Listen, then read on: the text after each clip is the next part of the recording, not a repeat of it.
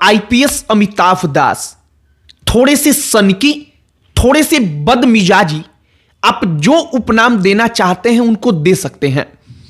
अमिताभ दास को जब पुलिस उनके घर पर आती है पकड़ने तो तमाम प्रकार की चर्चाएं चलती हैं।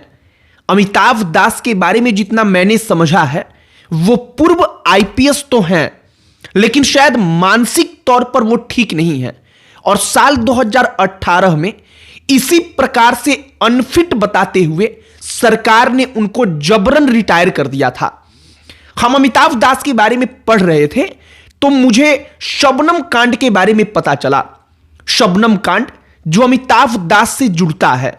अमिताभ दास जैसे देश के प्रधानमंत्री को, मुख्यमंत्री के बेटे को बिना प्रमाण के इन तमाम लोगों पर अनर्गल आरोप लगाते हैं। ये जो शबनम कांड है, इस शबनम कांड की सच्चाई आप सुनेंगे तब आपको लगेगा कि अमिताभ दास क्या सच में इन तमाम चीजों पर बात रखने का अधिकार रखते हैं? क्या वो इन तमाम लोगों पर आरोप लगाने के अधिकारी हैं जिस व्यक्ति के दामन पर खुद शबनम सिन्हा जैसी लड़की के साथ गलत करने का आरोप लगा था, लेकिन अफसोस इस बात का रहा कि पुख्ता सबूत ना होने के कारण कोर्ट ने कहा कि हम आपको कोई सजा नहीं दे पा रहे हैं। आपको सारी कहानी बताएंगे। अमिताभ दास जो अपनी बदमिजाजी, जो अपने ढीठपन के कारण इस वक्त पर जाने जाते हैं, सब पर चर्चा करेंगे। लेकिन आगे बातचीत करने से पहले हमारा नमस्कार स्वीकार करिए। हमारा नाम मोहित कुमार सिंह है।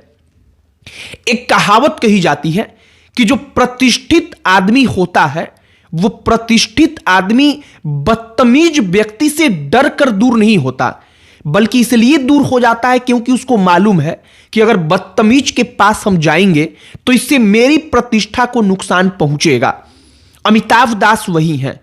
कहने को तो पूर्व आईपीएस अधिकारी हैं, लेकिन अमिताभ दास के बारे में कोई भी व्यक्ति बात करना नहीं चाहता।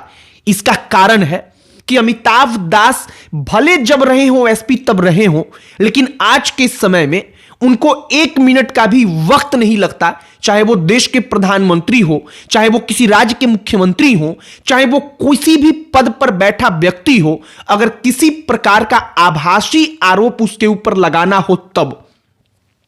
अब जो अमिताभ दास आरोप लगाते हैं उनके फहरिस्तों को जरा आप गौर से सुनिए। वो एक पत्र लिखते हैं देश की राष्ट्रपति को। पत्र लिखकर कहते हैं कि भारत का प्रधानमंत्री नरेंद्र मोदी बलात्, इसके आगे 2 शब्द और है, हम नहीं पढ़ रहे हैं। कहते हैं कि यही है और आप एक महिला राष्ट्रपति हैं। महिला राष्ट्रपति के रहते ऐसा व्यक्ति प्रधानमंत्री रहे जो महिला के साथ ऐसा कर चुका है, यह ठीक नहीं है। आप उस प्रधानमंत्री को पद से हटाइए। यह अमिताभ दास कहते हैं। अमिताभ दास लगातार नीतीश कुमार के बेटे निशांत कुमार को कह रहे थे कि इस व्यक्ति का डीएनए जांच हो। डीएनए जांच से कोई दिक्कत नहीं है, दिक्कत यह है कि जिस व्यक्ति का किसी मामले से कुछ लेना देना नहीं, आप बेवजह अगर उसके नाम को किसी मामले में लेते हैं तो उससे उसके प्रतिष्ठा का हनन होता है, उसके दामन पर एक दाग लगता है, भले ही वो व्यक्ति कितना भी बेकसूर हो। अमिताभ दास वही हैं। वो अमिताभ दास मनगढ़ंत कहानियां ऐसी सुनाते हैं जिनको सुनकर लगेगा कि अमिताभ दास सब कुछ जानते ही हैं। वो कहते हैं कि अनंत कुमार सिंह नीतीश कुमार को अपना जो खैनी होता है वो रगड़ने के लिए बोलता है कि तुम जरा खैनी बनाओ तो मेरे लिए। ये तमाम मनगढ़ंत कहानियां ही तो हैं। अमिताभ दास के शबनम कांड की कहानी आज हम पढ़ रहे थे।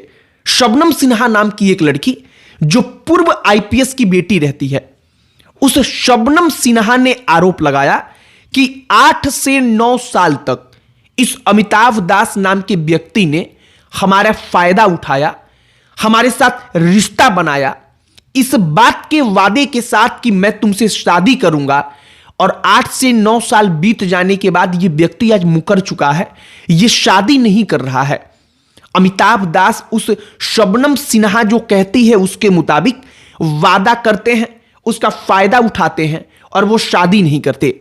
मामला कोर्ट तक पहुंचता है, सालों साल सुनवाई होती है। अंततः कोर्ट से अमिताभ दास छूट जाते हैं क्योंकि पुख्ता सबूत नहीं मिल पाता। लेकिन अब आप सोचिए कि अमिताभ दास निशांत के ऊपर आरोप लगाना हो, नीतीश कुमार के ऊपर, प्रधानमंत्री नरेंद्र मोदी के ऊपर, वो इसी प्रकार से आभासी आरोप ही तो लगाते हैं। अगर शबनम सिन्हा कांड में उनका नाम आया है तो अमिताभ दास को भी तो कोई ना कोई इसी प्रकार से आभासी आरोप में दोषी मान लेगा।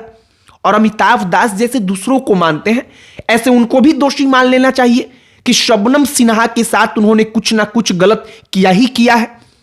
अमिताभ दास की जो परेशानी है वो परेशानी ये है कि साल 2018 में उनको अनफिट करार देते हुए कि अब वो फिट नहीं है नौकरी के लिए, सरकार ने उनको जबरन रिटायर कर दिया। वो उसके पहले कई जिलों के एसपी रह चुके थे। सरकार ने जब जबरन रिटायर कर दिया तो अमिताभ दास बौखला गए। इसके बाद से वो तमाम अनर्गल कहानियां बनाकर नीतीश कुमार के बारे में, तमाम राजनेताओं के बारे में परोसने लगे। इसके बाद से उनको चस्का लगा कि सोशल मीडिया पर हम वायरल रहें। अब सोशल मीडिया पर वायरल कैसे रहा जाएगा? वायरल तब रहा जाएगा जब किसी प्रकार का मनगढ़ंत कहानी बनाया जाएगा जो बड़ा सेंसेशनल हो, जिसको सुनकर अचानक से लोगों को अपनी ओर आकर्षित कर लिया जाए।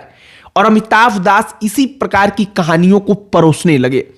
अलग अलग समाचार जो पोर्टल्स हैं, जो यूट्यूबर्स हैं, उनके जरिए ये तमाम चीजें वो सोशल मीडिया पर आकर रखने लगे, बताने लगे।